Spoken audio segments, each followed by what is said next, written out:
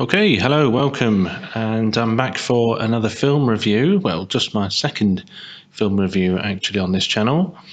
And today I'm reviewing a film called Marriage Story. Not really much to talk about linguistics wise or rhetorically, but there is something, and I'll save that for a bit later on. So, just an unscripted attempt at reviewing this film in my own way. First impressions, really good. Actually, it's taken me a couple of hours at least just to sort of get my thoughts back, just to settle down. I came out of the cinema. Actually, I stayed right to the end of the credits, which actually seemed to be extremely short credits, and yeah, sort of walking slowly out of the cinema, and just wow, I was really physically struck me the movie. Let me do a bit of preamble then. So, I didn't know anything about the film when I went to the cinema. Only that it starred Scarlett Johansson and Adam Driver, and I also knew that Laura Dern was in it, and that was that. I've actually just checked out the director and Noah Baumbach, and I have never seen any of his films, even though I think some of his films are films that one should see, but I have not seen any of his films until today, or had not seen any of his films until today. But very, very impressed. Before I went into the movie, hadn't see. I'm so glad I never saw any trailer for the film, and the only film that was on my brain when I went in was a film called Scenes from a Marriage by maybe my favourite director, who's I haven't seen any of his films for years and years, but Ingmar Bergman, and this is a very memorable film by Bergman. I guess all of his films are, but yeah, and surely this film has allusions, influence from that Bergman film. It must be. In fact, I think there's a scene in the film where there's a picture on the wall of the couple, and it actually says scenes from a marriage. And in the film, they play one of Adam Driver's. I'm not giving away any spoilers in this review, but Adam Driver basically is he's a playwright, and Scarlett Johansson is an actress, and they're married, and that's all I'm really going to say. But there's a bit where there's a picture on the wall, and I think they must have made a performance of scenes from a marriage, maybe based on the Bergman film. Anyway, also another influence, just very quickly, was right from the beginning. I loved the first scene of the film. The cinematography caught me straight away, and Scarlett Johansson, yeah, first scene. Anyway, I'm not saying anything about it, but really caught my imagination. But the cinematography, I thought, oh, I feel like I'm in a Woody Allen film. Now, Scarlett Johansson did star in a Woody Allen film, I think just one, which was Vicky Cristina Barcelona. And I remember watching that and really enjoying that film a number of years ago at the cinema. Yeah, and in a way, I mean, it's not like I really liked the film from start to, yeah, every moment of the film was exhilarating. It wasn't that sort of experience. In fact, apart from the very beginning, I sort of dipped in my interest a bit. I thought, oh god, no, I was getting a bit disappointed. There was some sort of backstories, of not backstories, but just I can't think what you call it, but exposition. There was some sort of exposition of backstory early on in the film where I thought, oh no, but and I kind of wished I was in a Woody Allen film at that point. I thought, well, it looks like a Woody Allen film. In fact, there's an actor who I think he was in. I might be wrong. He was in that Danny Boy or something. No, that's not it. But is it Radio Days? That might be it. But maybe, yeah, I'll put a picture up to confirm this. But yeah, I thought, okay, there's some actors, actresses that have been in Woody Allen films. It feels like a Woody Allen film. But there was something missing, like maybe a bit more music early on would have made it look just like a Woody Allen film. And that's how I kind of wished I was in a Woody Allen film, but I wasn't. But it got better. So mainly uncomfortable feeling as the film goes on. Okay, look, it's about a marriage. I don't want to give too much away, but a marriage that's not working, let's put it that way, and very uncomfortable feeling. There were a lot of it. I'm not a film critic. I'm maybe a film buff, very interested in films. So it's not like I have to watch a film and think about my review while I'm watching it. But again, another film I thought of was this film. We have to talk about Kevin. I'm not very good here at remembering names of films, but we need to talk about Kevin. I think it is. That is a really horrible film to have to watch. Very uncomfortable. It's better than that, in my opinion. It's good, uncomfortable in a good way, a necessary uncomfortability that would really sort of put you off the whole rigmarole of marriage and so on.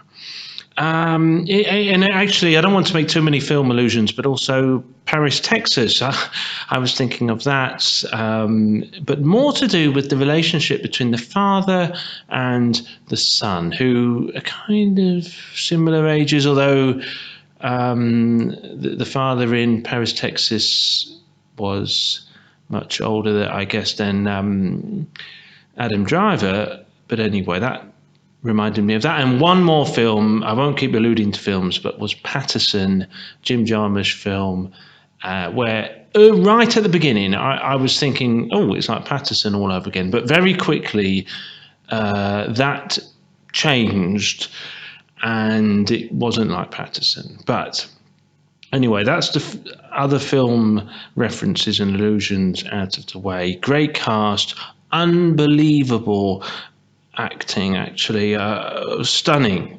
absolutely stunning.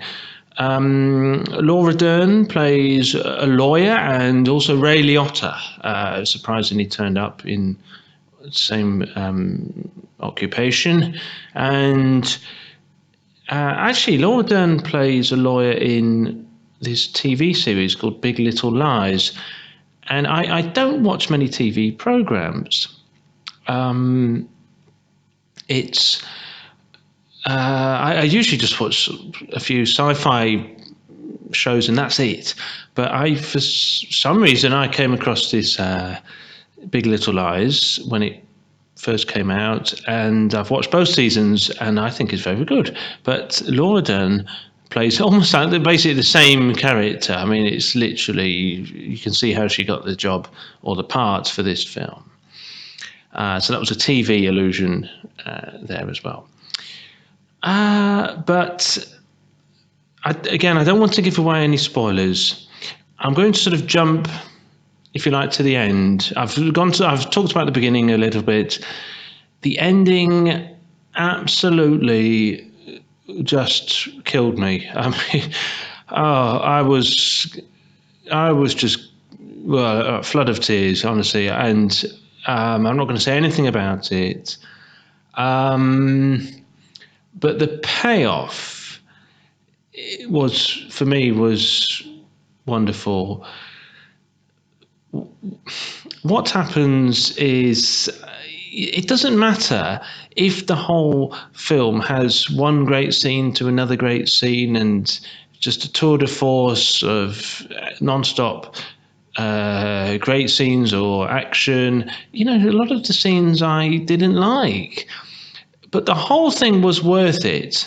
All the frustrating scenes, maybe boring scenes, awkward scenes, it was all worth it for that final bit, which I'm not going to talk about. In fact, I said I wouldn't make any more film allusions, but actually, Broken Flowers, another Jim Jarmusch film with Bill Murray. That there was a scene where people are eating, actually, which now I've just thought about, but I wasn't thinking about it in the cinema. But yeah, another sort of uncomfortable dinner, if you like. So heartbreaking, gut wrenching. Could hardly walk out of the cinema at the end. Stayed to the end of the credits till the lights came on. And this is going to sound really over the top, but I felt like, I mean, I've seen a lot of films. I've been to the cinema. I'm no spring chicken.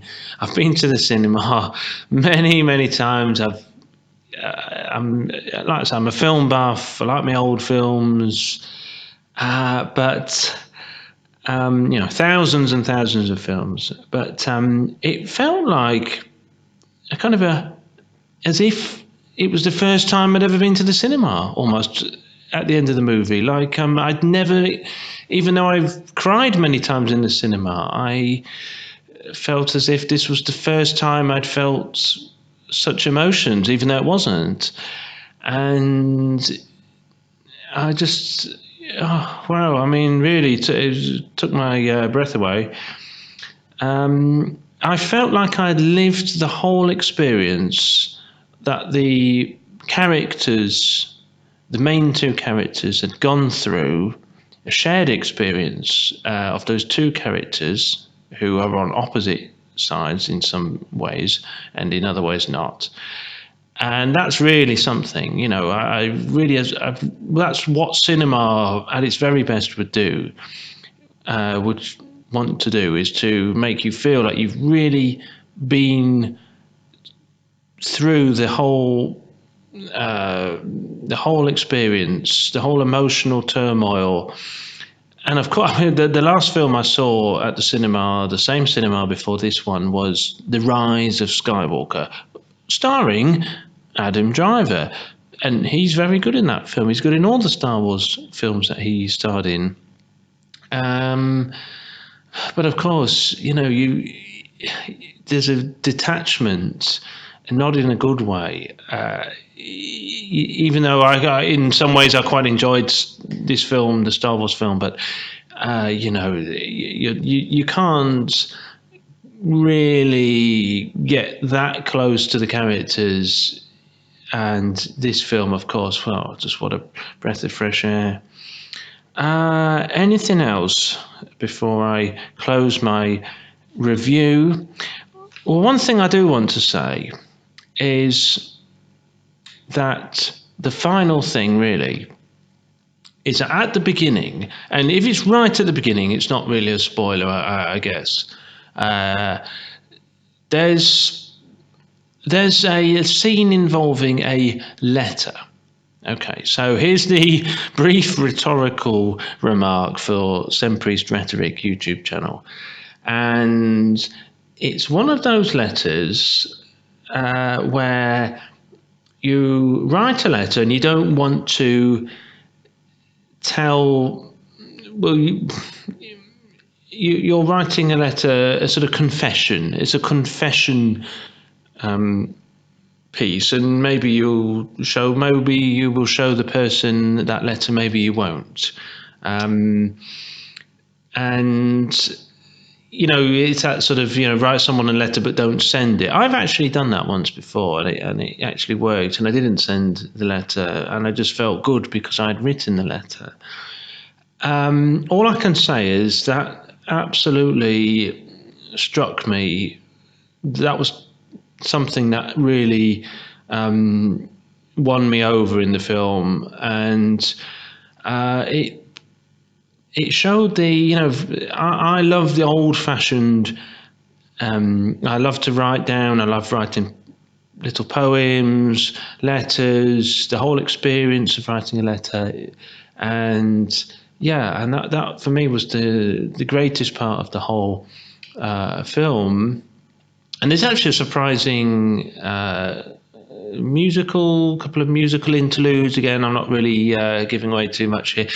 It's not a film that you can. It's not the Star Wars. It's not like there's big plot spoilers in these sort of films. It's not quite Bergman scenes from a marriage where two people. I can't remember who they are, like Max von Sydow and Liv Ullmann, probably it was, sitting in a room just talking to each other for 2 or 3 hours. He's not quite that minimalist, but yeah, there's hardly plot spoilers in these kind of films. But yeah, anyway, there was a couple of musical interludes, and actually, I didn't really notice. What I noticed was an absence of music. Actually, like I said, I was expecting it to turn into like a Woody Allen movie, with all sorts of that song from the 1950s and that old classic from the 1930s. But it didn't end up like that.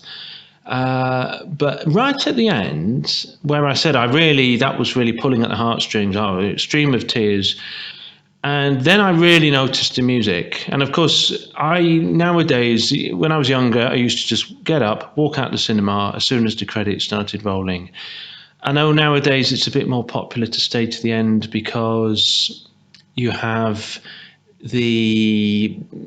some of these films that I don't really watch, these Marvel films. I'm not invested in strangely enough, another film reference, Scarlett Johansson has another film coming out soon, which is one of these Marvel films, and I have no idea.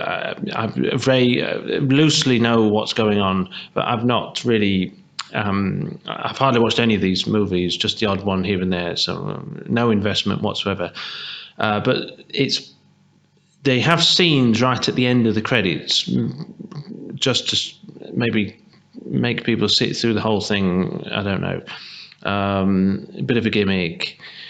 And yeah, I've never seen one of these movies actually where there's I have, but I've never stayed to the end where there's some extra scene right at the end.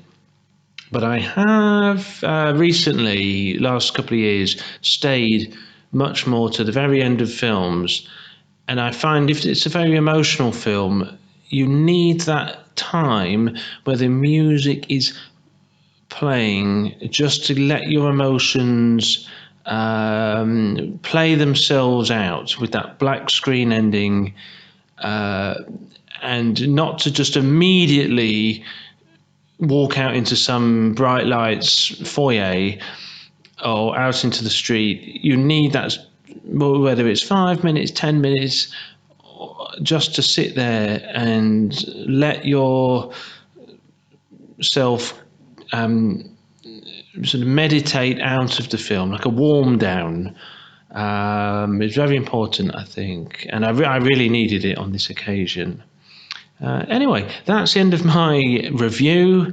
I will be back soon because there's another film called Little Women, which is released a month later here in Poland, where I currently live at the moment. And I've been waiting to review this film, so I shall be back soon with a review of that. But I hope you enjoyed this particular review. Definitely go and see it. Really, really must watch film. I can't wait to hear your comments and responses as well. See you next time.